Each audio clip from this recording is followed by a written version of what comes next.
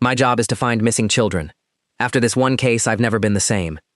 The barn smelled like diesel and bleach, and there were 14 cots lined up against the far wall, each one made up tight as a hospital bed, and on the corkboard above the third cot from the door, somebody had pinned a laminated card with a photograph of a boy I would have recognized anywhere. A gap-toothed grin under a mop of dark hair, except the name typed beneath his picture wasn't Silas. It said Caleb, age 9, placement pending. My flashlight beam was shaking so badly the light kept skittering off the wall, and somewhere behind me in the dark I heard gravel shift under a tire, slow and deliberate, the sound of a vehicle that wasn't in a hurry because whoever was driving it already knew exactly where I was. I had 11 seconds, maybe 12, before the barn door would open, and in those seconds I did the only thing my body would let me do. I photographed that card, every card on that board, 16 children who weren't supposed to exist anymore, and I ran. I want to start further back than that night, because the truth is, I was already broken in a smaller, quieter way long before I ever heard the name Haven Home Ministries, and understanding that first version of broken matters for what came after. 14 months earlier, I was still working investigations for the state's Child Protective Services Division, a caseworker with a badge that wasn't really a badge, just a laminated ID, and a caseload that never went below 60 files at once.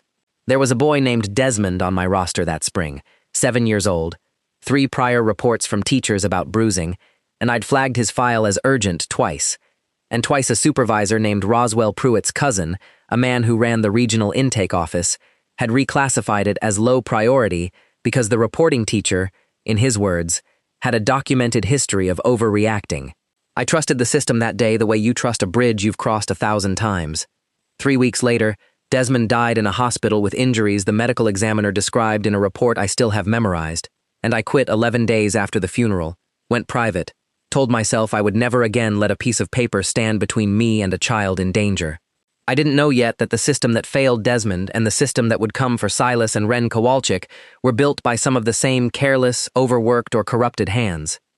Aubrey Kowalchick called my office on a rainy Wednesday morning in March, and I remember the exact time because it's stamped on my intake log, 8:52 a.m., because I always log the call time before I even say hello. "My son and daughter are gone," she said, and her voice had that particular flatness people get after they've already screamed themselves hoarse to 3 different police departments and stopped believing anyone was going to help.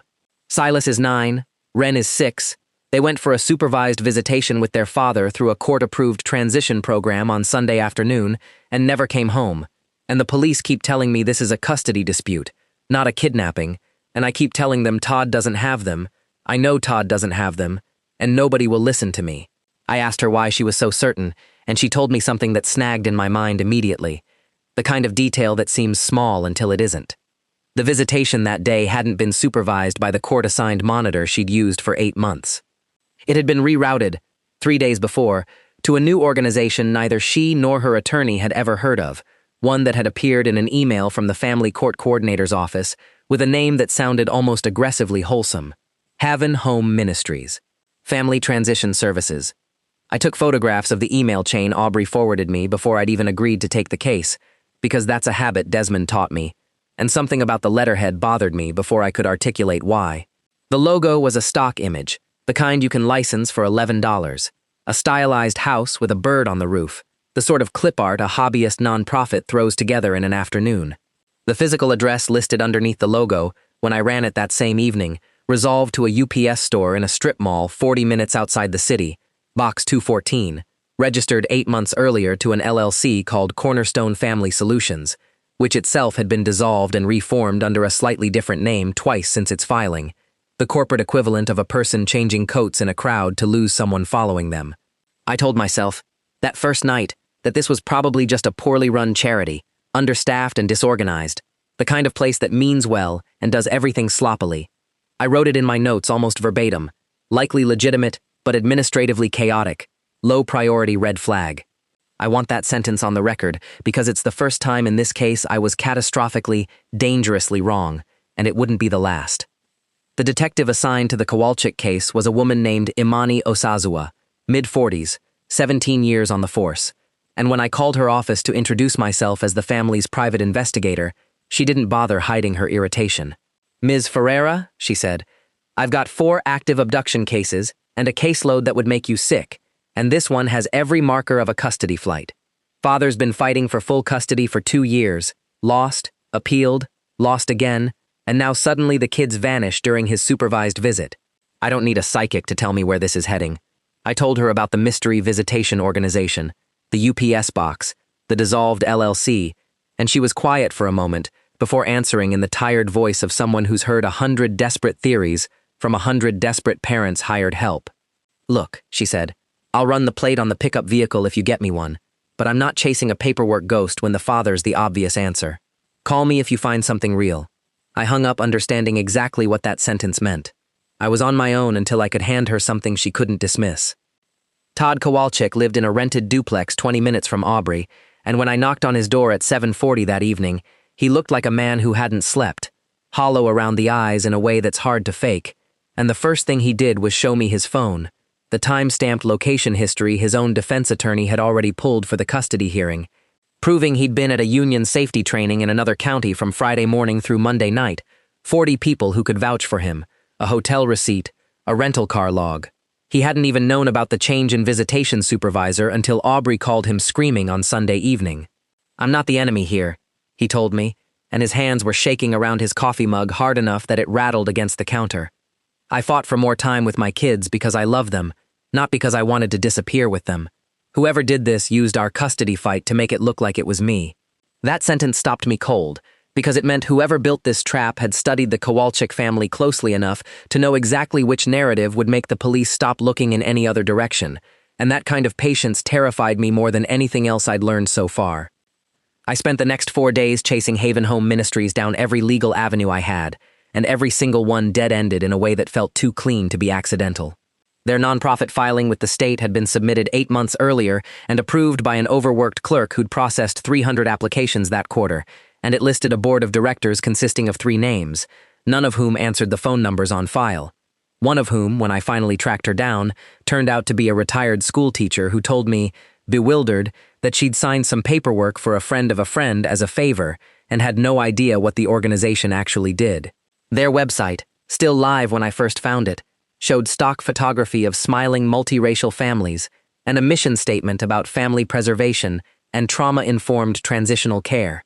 Phrases that sounded lifted wholesale from a dozen legitimate nonprofits. The language of compassion worn like a stolen uniform. I called the number listed for intake services 6 times over 2 days and got the same recorded voicemail every time. A woman's voice, warm and rehearsed, thanking me for reaching Haven Home and promising a callback within 1 business day that never came. The first real crack came from Doreen Fassbinder, a records clerk at the family court, who Aubrey's attorney had worked with for years and trusted enough to make an introduction. Doreen met me in a coffee shop 3 blocks from the courthouse on her lunch break, and she kept glancing at the door the entire time we talked, which told me almost as much as anything she actually said. "I looked into it after your attorney called me," she said, keeping her voice low. "There have been 14 expedited custody transitions processed through this court in the last 3 years that reference Haven Home, or one of at least 2 other names I think are connected to it, all approved by the same judge, all sealed within 48 hours of filing, which almost never happens outside of active safety emergencies."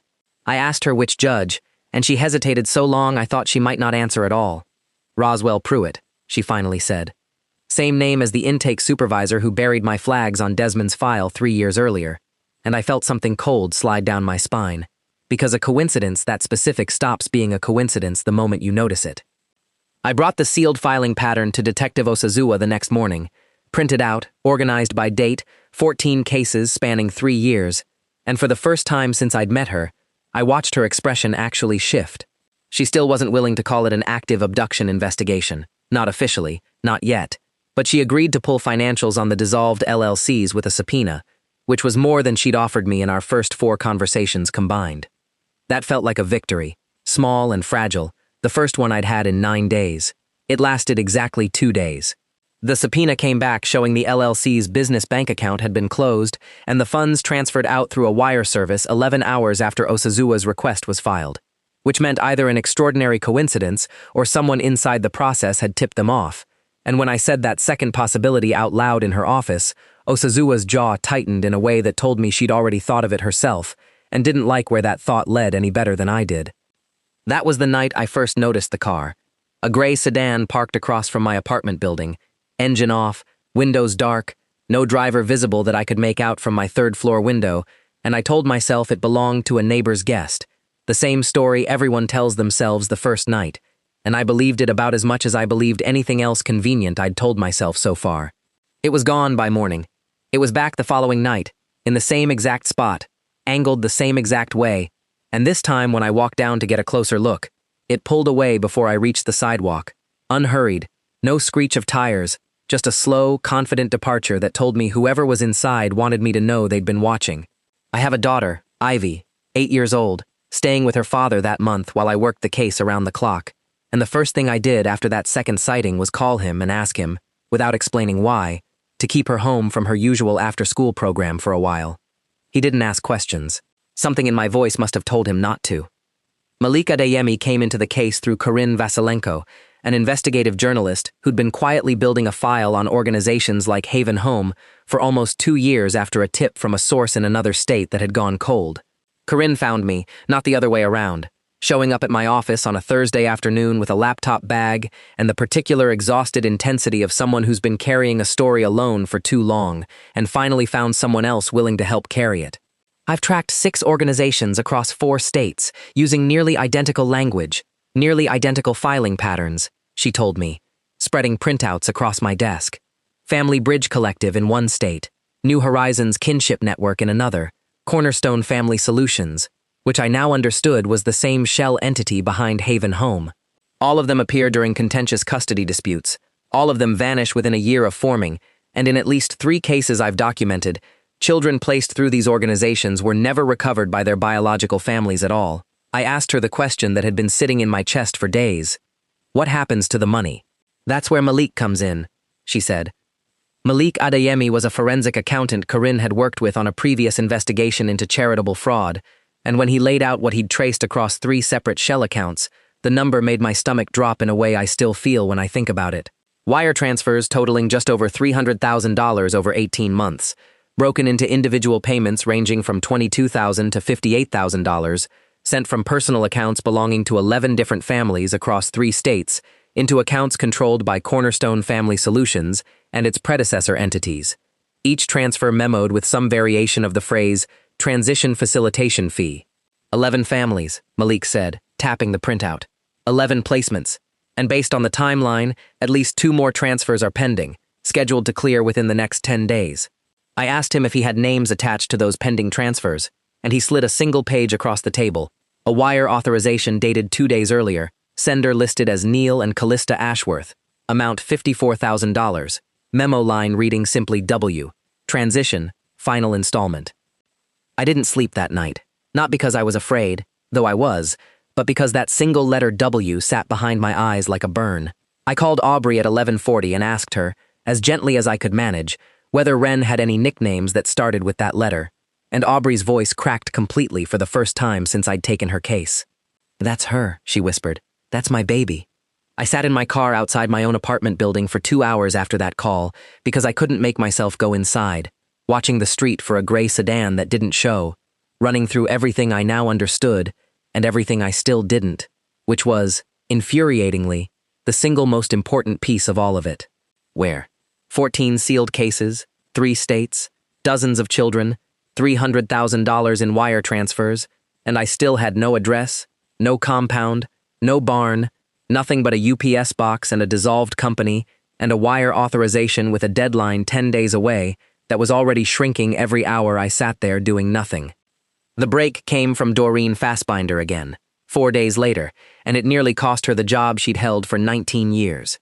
She found, buried in an unrelated property tax filing cross-referenced against one of Cornerstone's dissolved officer names, a parcel of land 80 acres out past the county line, purchased in cash 11 months earlier by a trust registered to a man named Gideon Thornberry, a name that meant nothing to any database search I ran until Corinne recognized it instantly from her own 2-year file.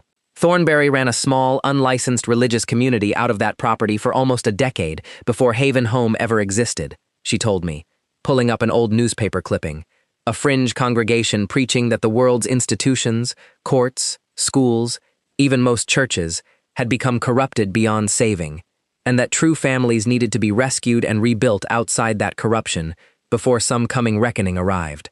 He believes he's saving these children, Corinne said quietly. That's what makes him so much more dangerous than an ordinary trafficker. A man selling children for money can be bought off or scared off. A man who genuinely believes he's their salvation doesn't stop for either. I want to be honest about the moment I almost destroyed everything, because it happened, and pretending it didn't would be a lie by omission. It was 2 nights before the Ashworth transfer deadline, and I'd driven out to within a half-mile of Thornbury's property with my service weapon in the glove compartment, and a plan that existed nowhere except in the panicked, exhausted architecture of my own mind. Walk in, find them, get them out, deal with consequences later. Detective Osazuwa found me parked on that dark county road because Corinne, worried about a message I'd sent her an hour earlier, had called her directly and given her my last known location. Osazuwa didn't yell at me. She got into my passenger seat, in the dark, on a rural road, and she said quietly, "If you go in there alone tonight, best case you get yourself arrested for trespassing and burn every warrant we're building. Worst case, you get yourself killed and those kids stay exactly where they are with one less person looking for them." I sat there with my hands locked on the steering wheel, shaking so hard my teeth clicked together, and I cried for the first time since Desmond's funeral, and Osazuwa let me. And that's the night I finally, fully understood I couldn't do this alone, that I never should have believed I could. Osazuwa took everything, the sealed filings, the wire transfers, the property records, the newspaper clippings, straight to a state prosecutor the following morning. And for the first time, the institutional wall that had blocked every step of this investigation for 3 weeks actually began to crack from the inside. A judge, not Roswell Pruitt, agreed to an emergency warrant based on the totality of evidence, citing an active and credible threat to child safety. And by that afternoon, a joint task force including state police, 2 federal agents, and Osazuwa's unit was assembling a plan to move on Thornbury's property before the Ashworth transfer could clear. Corinne's editor, meanwhile, greenlit her story for immediate publication rather than waiting for the print cycle, worried, correctly, that once law enforcement moved, Thornbury's network would try to scatter and destroy records before anyone could trace the other 13 sealed cases. I remember sitting in a conference room at 11 that night watching Corinne's article go live online, 17 minutes before the warrant team rolled out, and understanding that we had exactly one shot at this, coordinated exposure and coordinated raid happening close enough together that nobody inside that operation had time to run. The barn I described at the very beginning of everything I've told you was the second building we searched that night, past the farmhouse where Thornbury himself was arrested calmly, almost serenely, quoting scripture to the officers who cuffed him as though he'd been expecting this exact moment for years and had already made peace with it. The first building held nothing but supply crates and an office where Malik's financial trail found its physical anchor, filing cabinets full of falsified adoption paperwork, forged medical histories, name change affidavits notarized by someone whose signature we would later learn belonged to a retired notary who had no memory of ever signing them. The barn held the cots, the corkboard, 16 laminated cards for 16 children, and it also held, in a locked side room we breached 4 minutes after I photographed that board and ran, Silas and Ren Kowalchick, along with 9 other children recovered that same night, some from the property itself, others located within hours through addresses Malik's financial trail helped the task force trace before any of Thornbury's contacts could move them. Ren was already answering to the name Caleb's card had claimed for her brother, and it took me a full week of visits, coordinated carefully through Dr. Felix Amara, the forensic pediatrician the task force brought in to evaluate every recovered child, before she'd respond to her real name without flinching first. Dr. Amara told Aubrey and me both, in a small consultation room that smelled like hand sanitizer and old coffee, that the children had not, as far as his examinations could determine, been physically harmed in the way our worst fears had imagined. That Thornbury's operation had functioned less like the horror stories either of us had braced for, and more like an assembly line of psychological reconstruction. Isolation, renaming, careful severing of every thread connecting a child to their old life, engineered to make a new placement feel, eventually, like relief rather than theft. That is its own kind of wound, he said gently, and it doesn't show up on an X-ray, and it doesn't heal on anyone's schedule but the child's own. Ren still sometimes, even now, introduces herself to strangers with the wrong name before catching herself, and Dr. Amara says that might continue for years, and there's no version of that sentence that gets easier to hear no matter how many times someone says it to you. Petra Lindgren, we learned in the weeks that followed, had been the operation's true financial architect, running the placement logistics and the money, while Thornberry supplied the ideology that made desperate, wealthy families believe they were participating in something righteous rather than criminal. And the twist neither Corinne nor I saw coming until Malik's full accounting came together was that Petra had been quietly skimming nearly 40% of every transfer into a separate account for over a year, planning, we believe, to disappear entirely once the Ashworth transfer cleared, taking a final cut and leaving Thornberry to face whatever came next alone.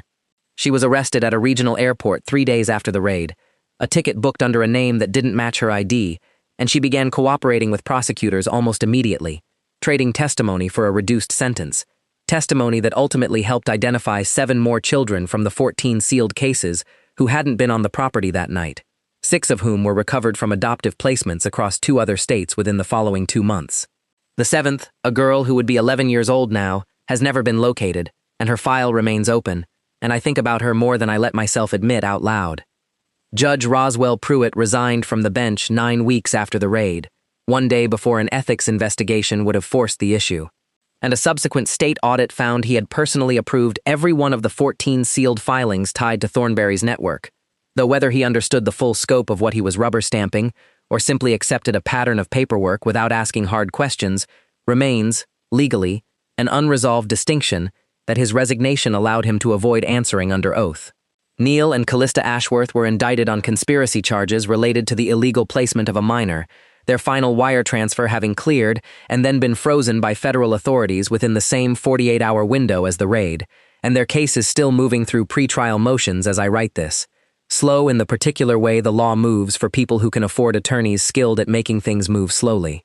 Thornberry was convicted on multiple counts of kidnapping and child trafficking 11 months after his arrest, and will not see parole in what remains of his lifetime, and he still, according to Detective Osazuwa, who attended every day of the trial, showed no visible sign of believing he had done anything wrong. I don't work missing persons cases the way I used to anymore. I still take them, but slower now, more carefully, and I built a small referral network with Corinne, Malik, and Dr. Amara so that no family ever again has to face what Aubrey faced alone for those first agonizing days when every official door was closed to her. Silas started 4th grade back at his old school 7 months after the raid, and Aubrey tells me he still checks that his bedroom door is unlocked every night before he can fall asleep. A small ritual none of us have found a way to talk him out of yet, though Dr. Amara says that might simply be the shape his healing takes for a while, and that forcing it to look different too soon would do more harm than good. Ren still occasionally, in the particular exhausted half-sleep right before bedtime, asks her mother in a small voice whether Caleb was a real boy or just a story someone told her, and Aubrey has learned to answer that question the same gentle way every single time, holding her daughter and telling her that Caleb was never real, that Ren has always only ever been Ren, that nobody is going to rename her again. That 7th girl's file sits in a folder on my desk that I open on the 1st of every month, out of some stubborn refusal to let her become a statistic I stopped tracking, and I don't know if she's alive somewhere under a different name, comfortable and confused and slowly forgetting the family that's never stopped looking for her, or whether the worst version of that story is the true one instead. That not knowing is the sentence I fall asleep to more nights than I'd like to admit. The one piece of this case that never resolved into either relief or closure, just a permanent, low hum of unfinished grief that I've learned to carry rather than solve. I used to believe that finding a missing child meant the story ended, door closed, case solved, family whole again, exactly as it had been before. I know better now. I know that even the children you find carry the empty rooms with them afterward, and so do the people who found them. And some nights, driving home past a barn or a farmhouse that has nothing at all to do with Thornberry's property, I still feel my hands tighten on the wheel the same way they did the night I ran out of that barn, with 16 faces burned into my phone, and no idea, yet, which ones I'd ever get to bring home.